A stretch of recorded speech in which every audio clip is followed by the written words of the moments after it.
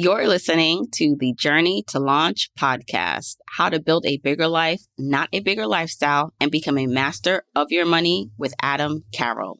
T-minus 10 seconds. Welcome to the Journey to Launch podcast with your host, Jamila Souffrant. As a money expert who walks her talk, she helps brave journeyers like you get out of debt, save, invest, and build real wealth. Join her on the journey to launch to financial freedom in 5, 4, 3, 2, 1. Hey, journeyers. Welcome to the Journey to Launch podcast. If you're new around here, don't worry. Going to have lots of fun and you're going to learn. And hopefully you'll become a returning journeyer. That's what you are now if you are with me on this journey to financial freedom and independence. Now, this week on the episode, I have Adam Carroll. Adam Carroll is an internationally recognized speaker and author.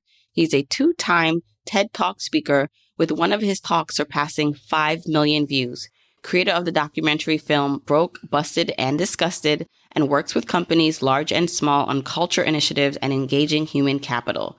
Adam is the founder of the Shred Method, the host of the Build a Bigger Life podcast, and retreat leader within his community of life architects. Adam lives through the principle build a bigger life, not a bigger lifestyle, and is doing this through helping others with his platform.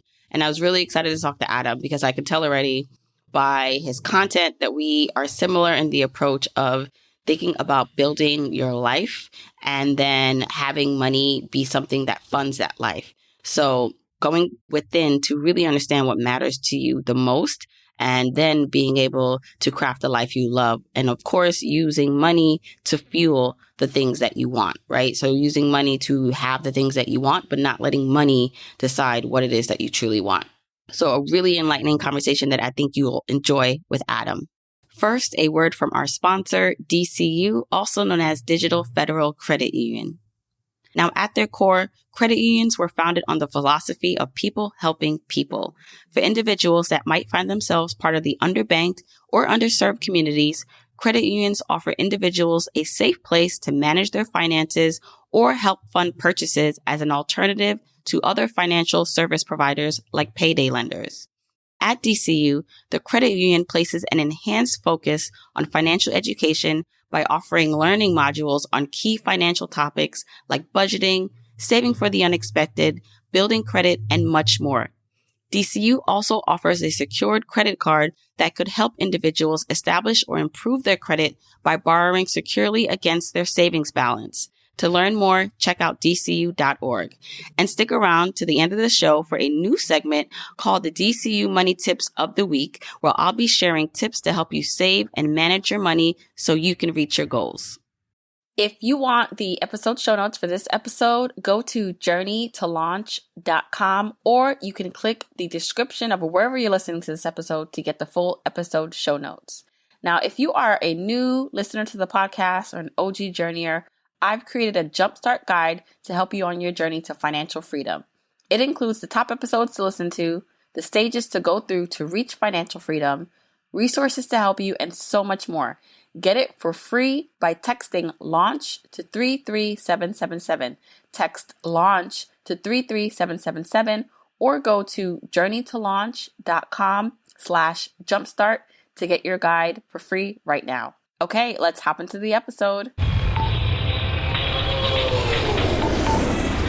Hey, journeyers, super excited, as I always am, to speak to this week's guest, Adam Carroll. Adam, you have a blog and books and podcasts, and you talk about money. I really try not to stay away from the echo chamber of personal finance. I try to. It's hard because sometimes speaking to you guys, it's you know exactly what it is that will help people because you're doing it in your own stuff. But I saw the TED Talk that you did about money, and I want to talk about that. And just overall, building a bigger life, this is something that draws me when people talk bigger than just the dollars and cents. What does it all mean in the context of us all living better lives now? Not waiting for everything to happen, all our goals. So all that to say, I'm excited to talk to you more about how we can all build a bigger life. So welcome. Jamila, thank you for having me. And it's an honor to talk to the journeyers out there. This is awesome. Okay, so building a bigger life, your brand is based on that. Yep. in very like, everyone says they want to do that, but some people will say like, but how do I build a bigger life without more money? Like, how can one build a bigger life right from where they are with still being in debt, still not understanding all the investments they need to do, or still feeling like they're behind? Like, what do you say to people who are just like, how do I do that without more money? Yeah. I listened to your show with Ramit Sethi, and you were talking about richness is basically freedom of time for you, that it was the ability to spend time doing what you want with whom you want. And I learned this years ago from a gentleman who had started a software company and ended up selling it before he was 30 for like $15 million. So he had achieved this level of financial freedom that I was really aspiring to. And his name was Matt. And Matt told me at a conference where I met him, he said, Adam, I'm all about the 4 legacies. And I said, tell me what the 4 legacies are. And he said, the first is financial freedom. Financial freedom leads to time freedom because those who have money have time. Time freedom leads to relationship freedom because those who have time spend time with people they want to spend time with. And then relationship freedom leads to service freedom. And I kind of borrowed this from another speaker, but he said, we were put on this earth not to be employed, but to be deployed. And so when we figure out what our deployment is, then we can really build a bigger life because we're doing what we enjoy every single day. And so to answer your question, Jamila, about how do people build a bigger life, one of the very first things that we have to do is we have to get really clear on what are our core values that we want to live by every single day.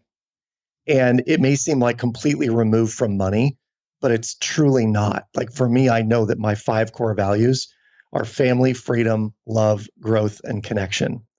And if I'm living my life according to those 5 values, my life is infinitely bigger. And so the goal is to architect my life, so to speak. And I truly believe that we're all life architects, that I have to architect my life in a way where I get to leverage those 5 values every single day. Oh my gosh. So there's so many quotables. I don't know where to start. Okay. So I actually really like breaking out the freedom into 4 stages.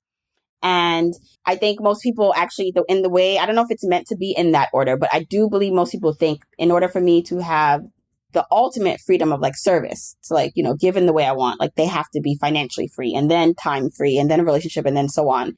But I wrote down that list and I'm like, can you start backwards? Like, can you like do this in a way where you find and you still reach financial freedom, but not make that like the ultimate or the first step for some people where it seems so out of touch.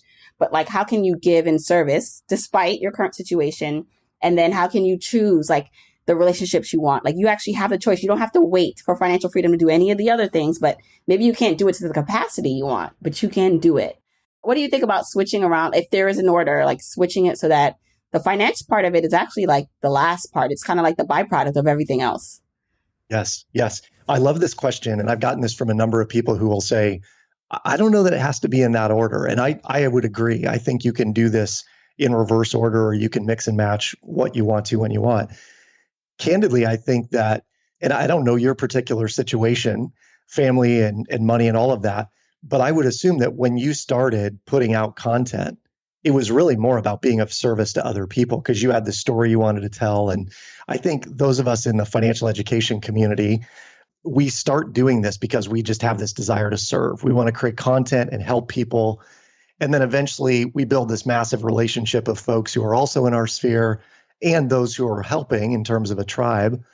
And then we eventually get to a little more time freedom because the money's starting to come in on what we're building. And then eventually we get to financial freedom, which is awesome.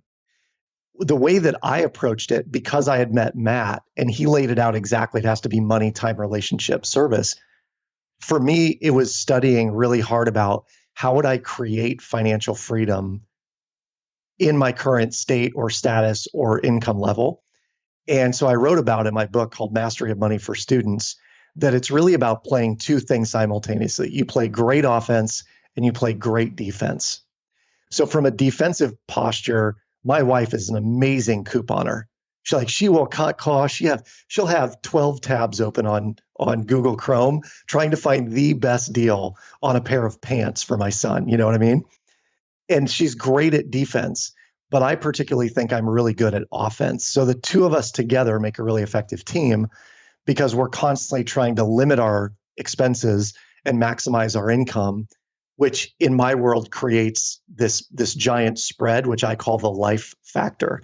And the bigger the life factor is over a longer period of time, the more free you ultimately can be.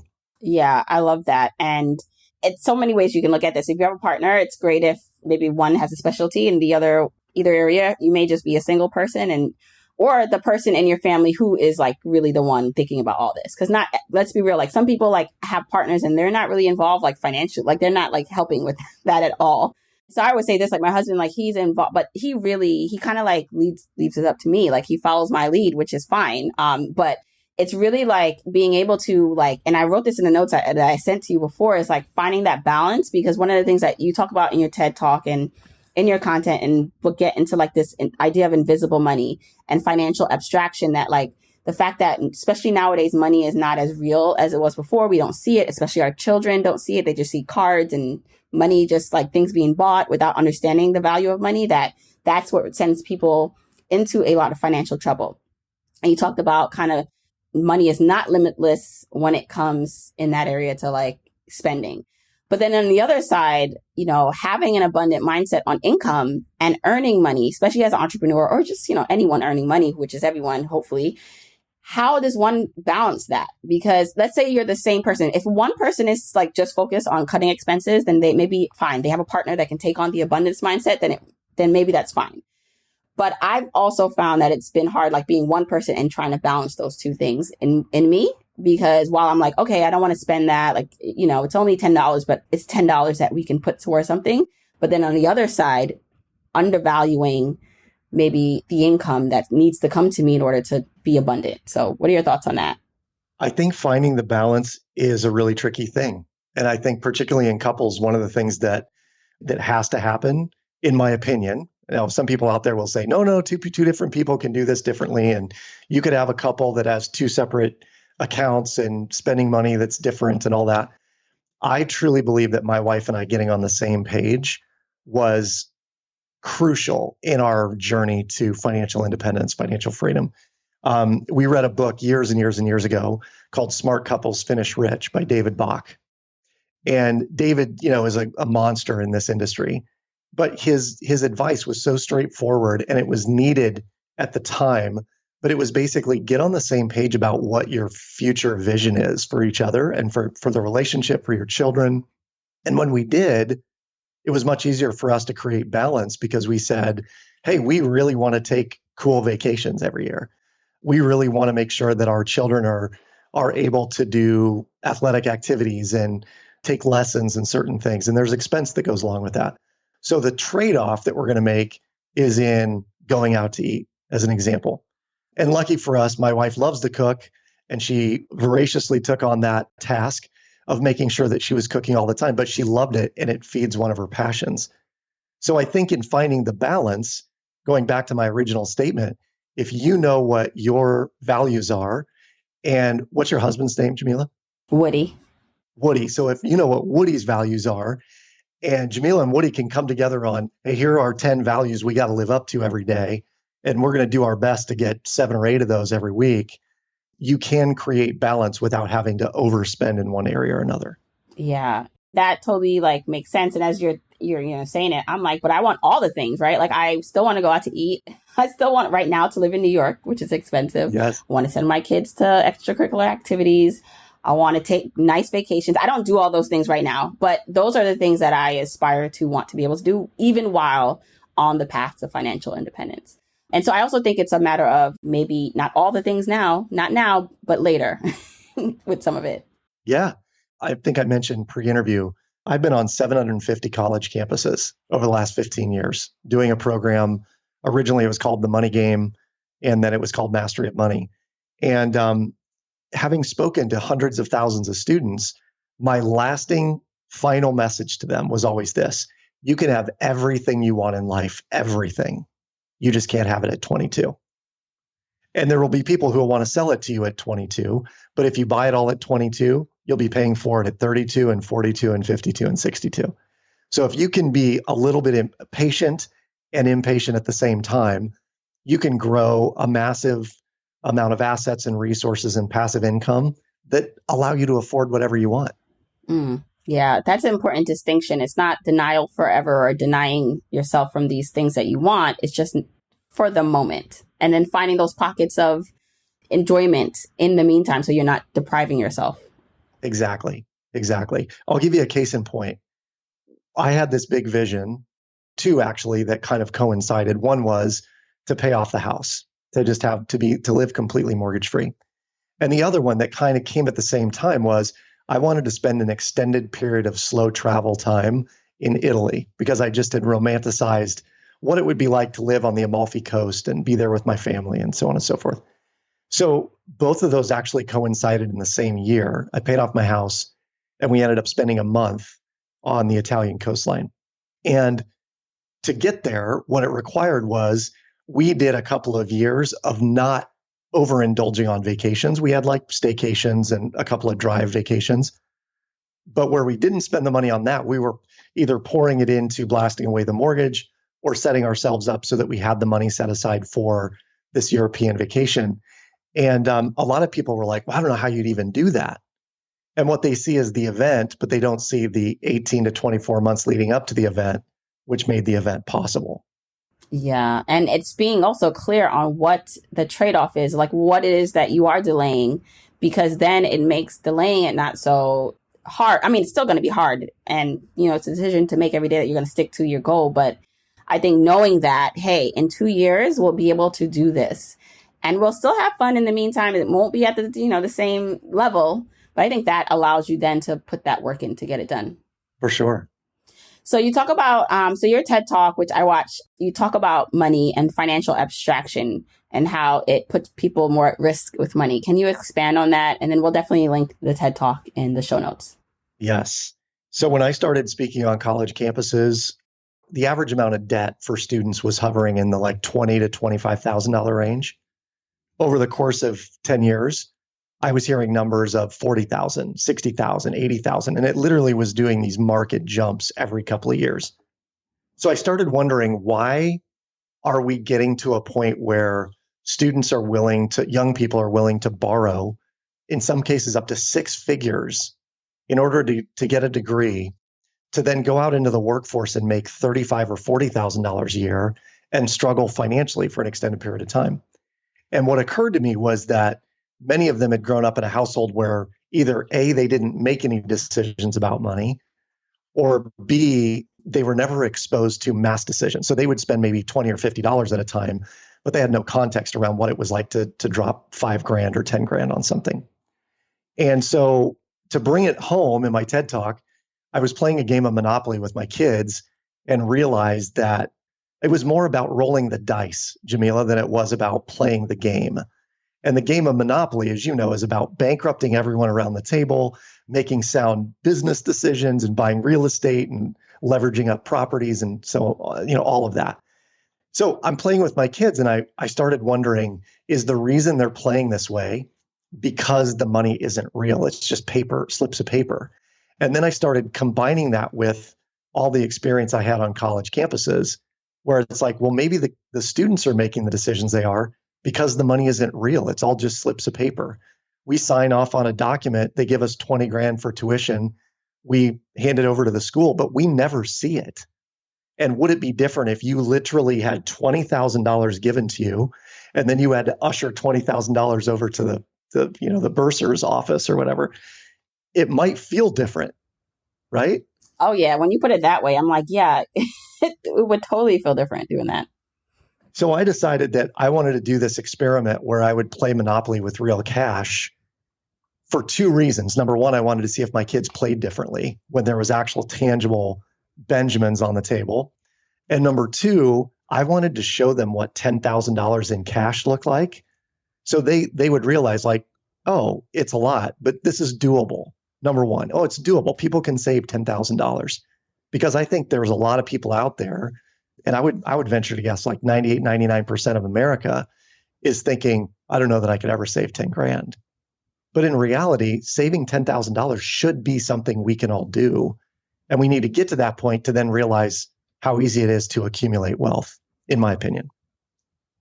Yeah. So you gave them real money, and how did that change? That changed how they played, right?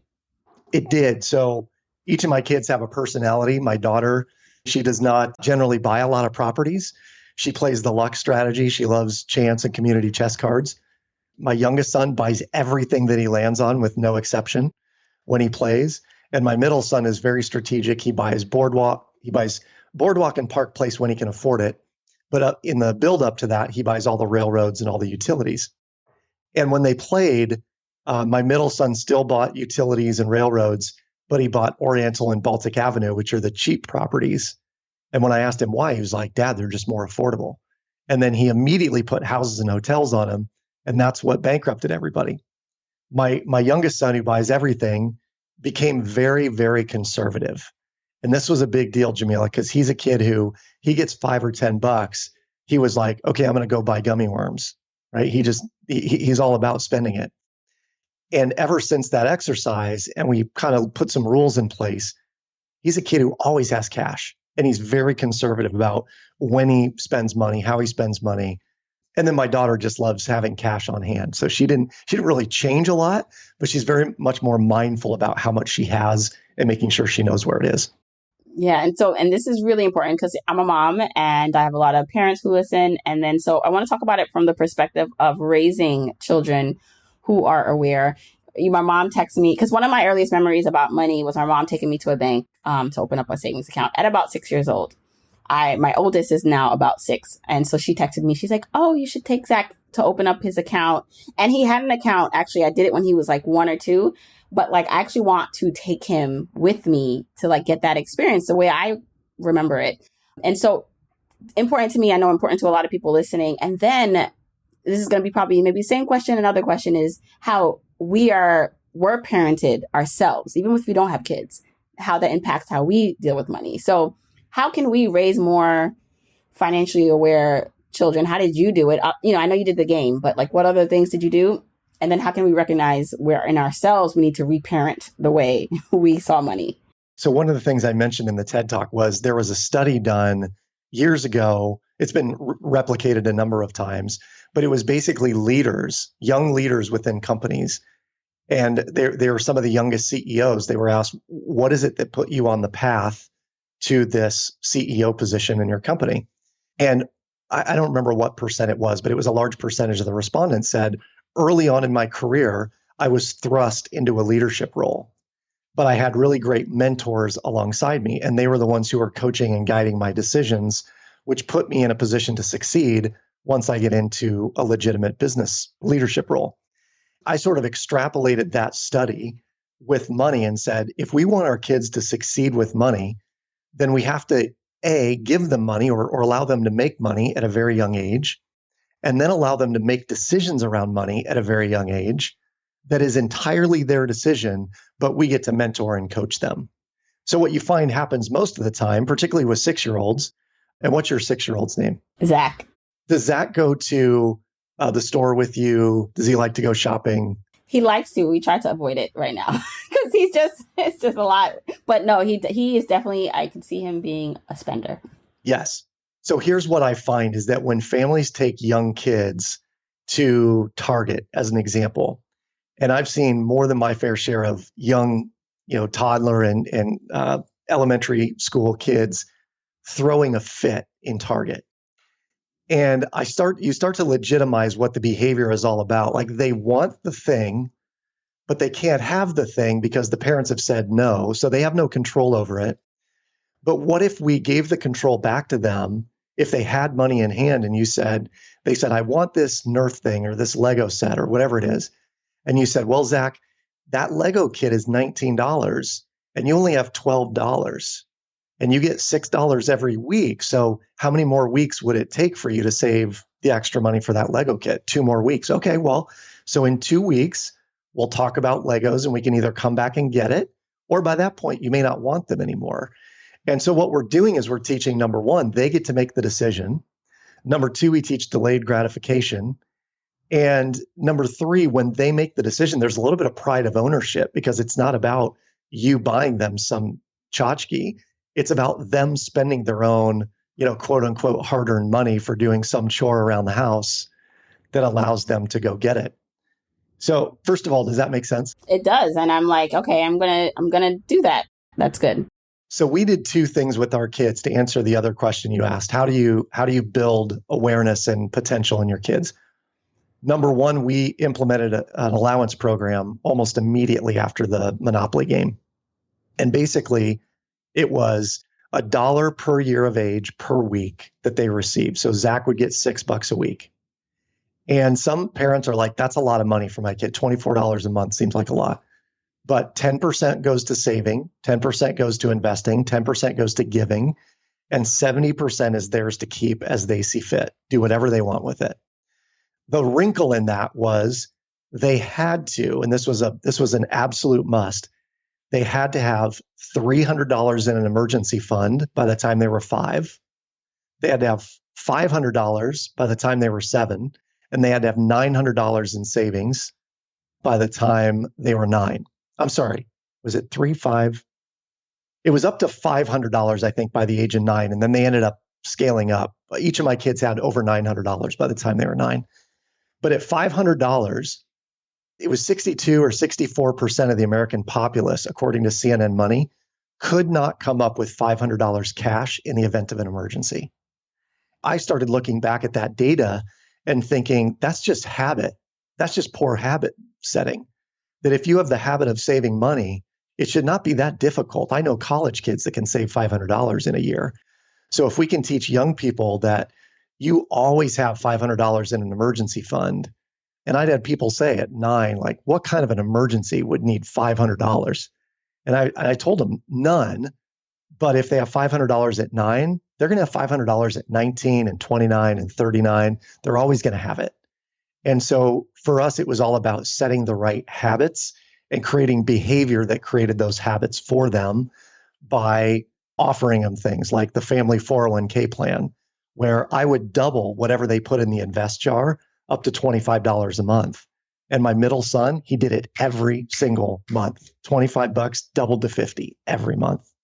And how did you deal with, like, if they got gifts from birthday money gifts? Did you allow them to decide exactly what they wanted to do with it, or did you put percentages around how they would use it?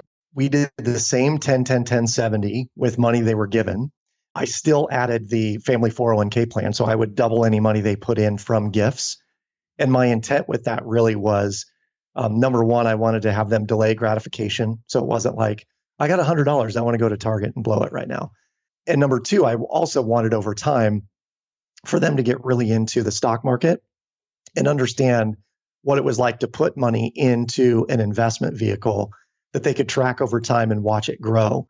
So we started talking about, what do you want to put money in? And one of my kids said, I want to buy Minecraft. And Minecraft had just gotten bought by Microsoft. So they bought Microsoft stock and it doubled over the course of the next 12 months.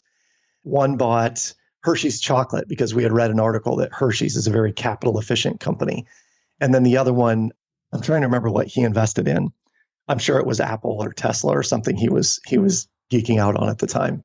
But we track and measure and monitor what their stock portfolios are doing. Not so much about how much are they gaining, but I want to show them things like, look what the earnings per share is, and look what the dividends are, and look what the, all those kinds of things. What was the 52-week high and the 52-week low? Do you think it's a good time to buy right now? Why is that? So we have those discussions around the dinner table, which I think just makes them a little bit more curious. Yeah. And, I think for a lot of people, like even myself, honestly, like I talk about money, I have a platform about money. And for me, hearing these ideas, I'm just like, oh, that's such a great idea. I need to implement that. I need to do that because the kids right now, they're at that age. They're 6, 4, and 2, where it's like, now's the time to start. They have 529 accounts, an investment account, but like for them to now physically be in charge of money. And I think for a lot of people too, it's just implementing them. Like they know some of this stuff. Some of this maybe they're hearing for the first time and it's like, oh.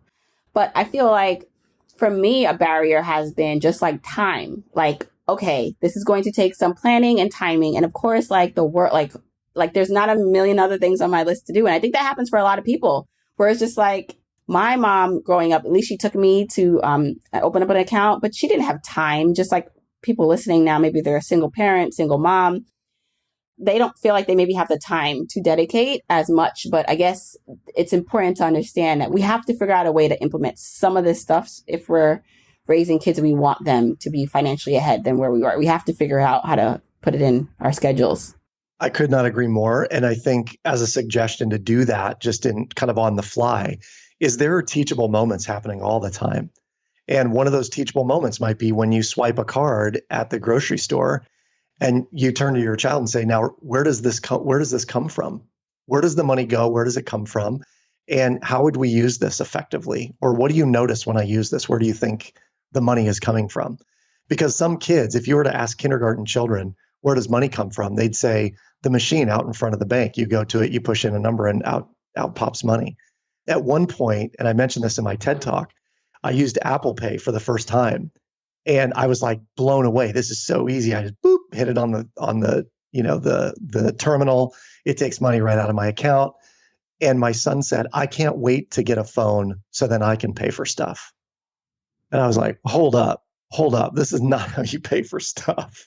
And so there are teachable moments that we can have conversations when we drive through the bank or the credit union, when we buy something online, when we're price shopping, when we clip coupons or we get something in the mail. We are constantly either teaching our kids consciously or unconsciously, because our children are picking up what we're doing every single day. They're mindful of it. Just like you said, you are watching your mom do things that were subconsciously impacting who you are today. And some people, that's a good thing. And some people, they're like, I do not want to be like my parents. I'm going to go spend, because I hated pinching pennies growing up. Yeah. Yeah. So in terms of like, as you've grown up listening to this, right, who already had those experiences, subconscious or taught to them about money, and they recognize some patterns or things about themselves. How does one begin to almost reparent themselves in the way they view money? Is it possible? I know it's possible, but just asking kind of the question, how do you break that cycle that was passed down to you of maybe the negative money aspects? Yes. I think first, there's probably a number of ways to do this, Jamila. So what I'm saying is definitely not like, here's the prescription of how you do it. But I worked with a money coach, a very good friend of mine by the name of Nick Durr, who is a brilliant, brilliant dude. Young and wise, but beyond his years. And Nick posed the question to me, if money were a person, if money walked through the door right now, what would it look like and what would your relationship to it be? And some of the answers, when I ask that of other people, they'll say, oh, money looks like a mob boss. Money looks like this really attractive woman across the bar that I'm afraid to go talk to. Some people have told me that money is in, all buttoned up, suit and tie, carrying a briefcase, but very intimidating. And whatever the answer is, it's somewhat indicative of what your relationship to money is. So if somebody says, oh, it's a mob boss, in my mind, that relationship might be, I'm afraid of it, or it's shady, or, can't be trusted. Someone who says, well, it's all buttoned down in a suit, in a briefcase. If you don't align yourself with that image, or maybe you're a female and you see money as a male, subconsciously you may think, oh, women don't have money, men do, which could not be farther from the truth. But that may be something you heard growing up, even in passing, like, I don't have any cash, go ask your dad, he always has money. And the message that you took out of that is men have money, women don't, or vice versa. And so we got to just dig into, like, what are the money stories we've been telling ourselves, and then start to supplant whatever that messaging is. For me, it's money comes easily and frequently. So what does your person look like? Or if money was a person? It's funny. It's a friend of mine. He's also a bald dude. So I'm a bald dude. He's a bald dude. He's a little bit older than me, but he's a multimillionaire, runs a business, has tons of fun, tons of friends, and money is like, it's irrelevant to him. He lives his life. He does what he does. He's super passionate about certain things, has these great hobbies, but he does not sweat it a bit. And he's very generous. And to me, that is the relationship I want to have. So whenever I see him or I imagine money, I see him and I think, we have so much fun when we're together. We just have a great time.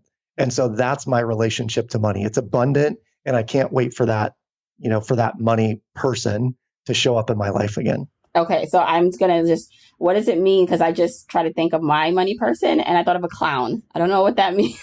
Someone, yeah. And so what would that make me? Because I'm thinking a clown because, like, they're joking around and it's like, yeah, here today, maybe not, like, here you go, here you don't. Like, it's give and take, and also not very serious. but it's like the clown playing around, like the money is there. Sometimes I'll show it to you, sometimes I won't. I'm just like playing around. I don't know what that means. Someone maybe listening will be like trying to. You know what I would do is I would unpack, how is your mom with money? How is your dad with money? Did you ever do things like, did they take you to the circus, or did they take you where there would be clowns that maybe in your mind, it's like, oh, that's where you go to have fun, or money equals fun.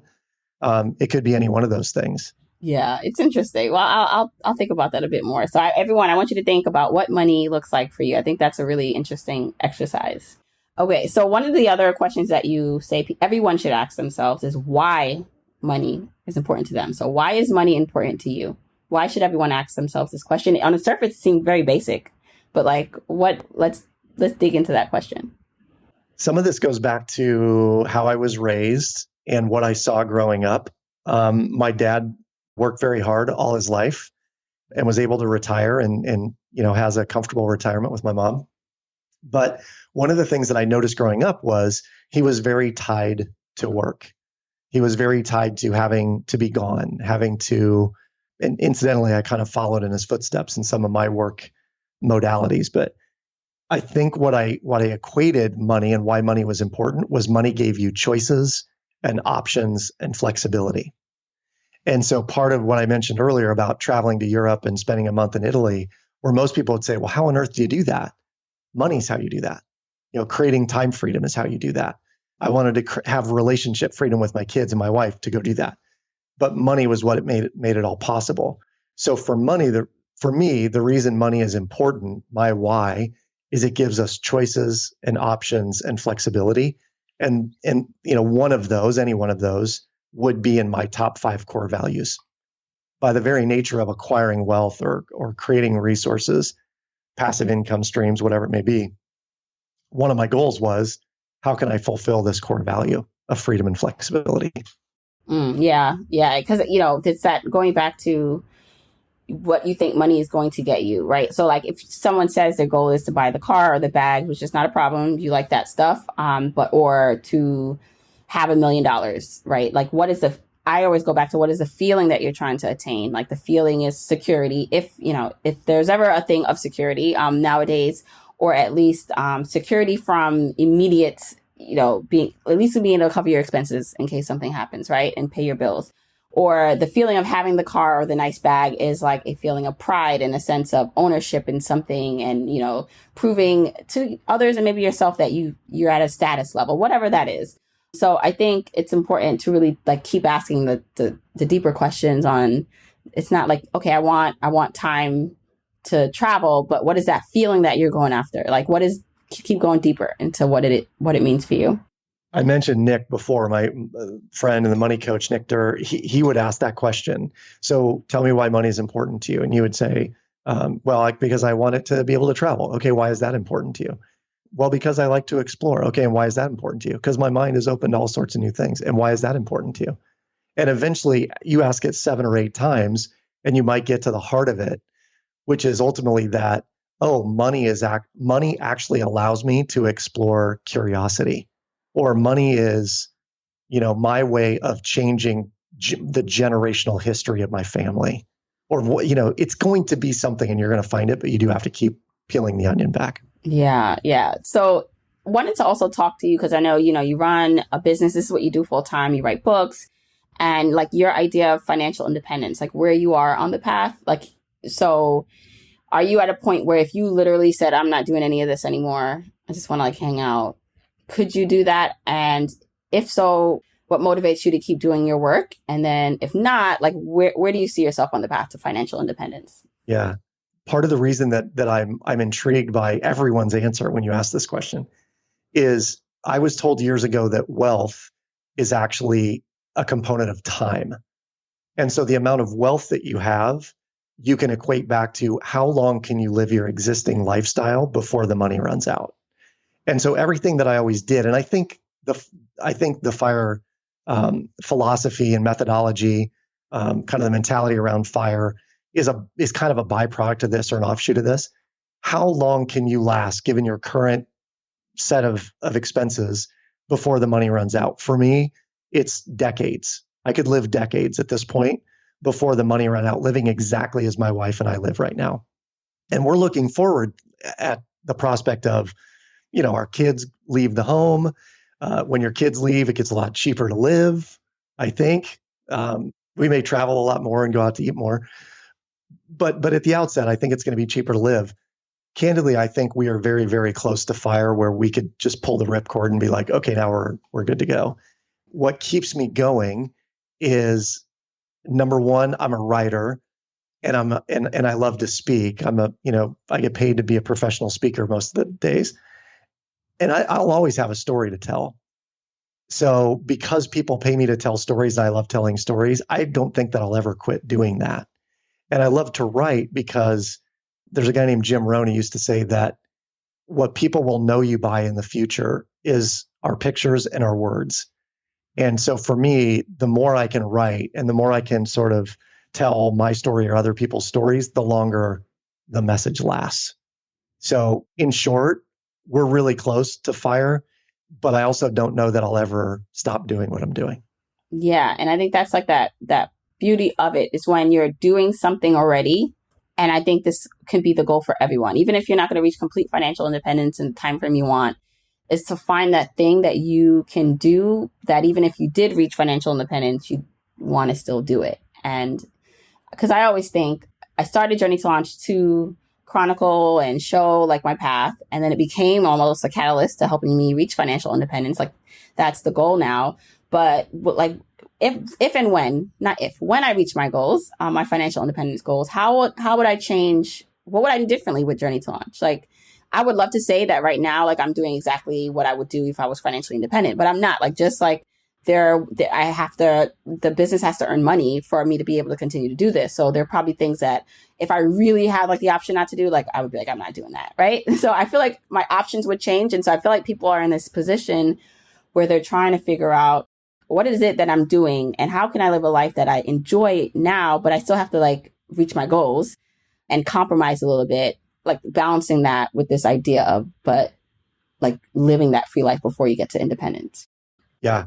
I think the question that people need to ask is, how quickly do I want it? So if you said, I really want to hit this goal and I'm going to hit it in the next 24 months, it definitely changes what you need to do versus if you said, and I know you threw out $1 million, and I think Ramit threw out $1 million, and you get to that point and it's like, okay, what next? Okay, it's there.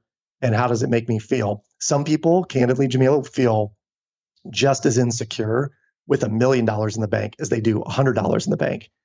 And at that level, what I would say is the insecurity is not coming from money. It's coming from something else that you've really got to work on and dig down deep and, exhume to get rid of it.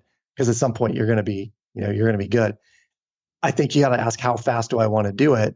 Because, to be quite candid, my wife and I could be driving luxury cars and living in a bigger home and taking lavish vacations, but we wouldn't have hit the number that we set for ourselves as early as we did. And so, all of those things we'll have, it's just down the road. And I'm okay with that. Maybe down the road, maybe it's not. Maybe I'm like, no, I dig my Nissan. It's cool. I like a car with 100,000 miles on it. Yeah. Yeah. And I like, and we can like kind of just end on this note because I think it's important to understand like what you said. And it's hard for people to like see it. I like the people who say, oh, don't worry about the money, but then they already have the money. Even like, running a business and like getting to a point where it's really successful. And then you look back and you're just like, oh, these are the things I would not have done. But then people are like, well, you wouldn't have got there if you didn't do these things. So don't tell me as the person trying to like attain this, not to like do this. So I think it's important though, that people are really understanding that, yes, it will feel good to be debt free. It will feel good to, have $100,000, $1 million in your investments. But whatever that is, insecurity, like you said, or those traumas or demons that are plaguing you now outside of being able to like cover food on the table, like they are still going to be there. They're going to be magnified the more you have, because you have more to lose. Like you have more to lose when you have more. So it's interesting. And I want to touch on really quick your comment about what happens when you've hit all the goals. Does your business change? And I think the difference is that right now, I saw someone describe it this way. Right now, you're a reporter. So you're reporting on all the things that you're doing. And even in interviewing other professionals in this industry, you're reporting on them. So you're effectively a reporter. But once you hit it, you become the guide. And the guide is the one that leads everyone to this place of financial freedom, the journey to launch. So you're literally setting everyone's launch pad for them as a reporter, and you'll be the rocket fuel when you're their guide as you've hit it. Because it's like, listen, this is what I did, and this is how you're going to go through it. Right. And of course, I always say this, everyone has their own unique path. Like it's never going to be the exact same thing, but you can take things that you hear, use the tools that apply to you or that can apply and try them out, leave what doesn't apply, leave what you don't like to make it work. All right. This was an amazing conversation. I know journeyers will love this. Please tell everyone where they can find out more about you. Well, if you want information on Adam Carroll, go to Adam Carroll, 2 R's, 2 L's in my last name, .info, adamcarroll.info. And everything's there. The TED Talk is there. I did a documentary on student loan debt. You can watch that there, as well as a pretty copious amount of podcast episodes and articles and things like that. So adamcarroll.info. Awesome. And I will definitely link all that in the episode show notes. Thanks so much, Adam, for this enlightening conversation. Yeah, Jamila, thanks for having me. Okay, I hope you guys enjoyed that conversation with Adam. I know I got a lot of aha moments from it. Hopefully you did too. Now, when you think about your life and what you want your life to be, I want you to really, really think about how we talked about describing and building a life from within. How can you build a bigger life? How can you enjoy your current journey? Right? So with the debt you have, with maybe working in a job you're not completely in love with, while you're still on this journey, how can you enjoy it and live a life that you love? Okay, here's the DCU tip of the week. Do a fall cleaning. Now is a great time to see what you have around the house that you no longer need. Consider selling furniture or co-signing clothing that's in good shape for extra cash, and make sure you put that extra money to your savings goals. If you want to check out the episode show notes, that's where you can get links to anything that's mentioned and even get a transcribed version of this episode that you can read. Go to journeytolaunch.com or click the description of wherever you're listening to this episode. Now, you can also still grab your free Journeyer Jumpstart Guide by texting launch to 33777 or go to journeytolaunch.com/jumpstart. If you want to support me and the podcast and love the free content and information that you get here are 4 ways that you can support me and the show.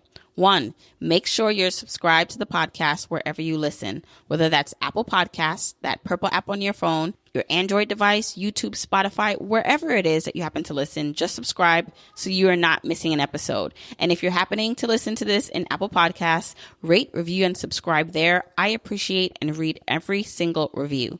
Number 2, follow me on my social media accounts. I'm at Journey to Launch on Facebook, Instagram, and Twitter, and I love, love, love interacting with journeyers there. 3, support and check out the sponsors of this show if you hear something that interests you. Sponsors are the main ways we keep the podcast lights on here, so show them some love for supporting your girl. 4, and last but not least, share this episode, this podcast with a friend or family member or coworker so that we can spread the message of Journey to Launch. All right, that's it. Until next week, keep on journeying, journeyers.